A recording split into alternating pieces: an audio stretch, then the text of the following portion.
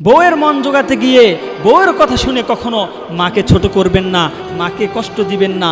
অনেক পুরুষ আছে, অনেক যুবক আছে যারা বউয়ের মন জোগাতে গিয়ে বউয়ের কথা শুনে নিজের মায়ের সাথে সম্পর্ক ছিন্ন করে, নিজের ভাই বোনের সাথে সম্পর্ক ছিন্ন করে।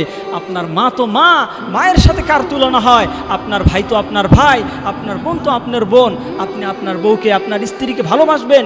ইসলাম তো এক্ষেত্রে আপনাকে আদেশ করেছে তাকে স্নেহ করো, তার অধিকারগুলো আদায় করো, তার যে সমস্ত পাওনা রয়েছে তার সেই সমস্ত পাওনাগুলো পূরণ করো।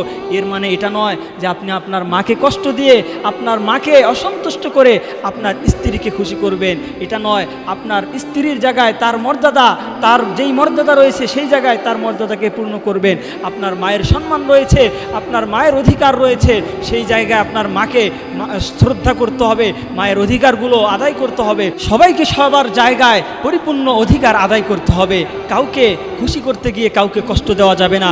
এই ব্যাপারে অবশ্যই আমাদেরকে সতর্ক থাকতে হবে।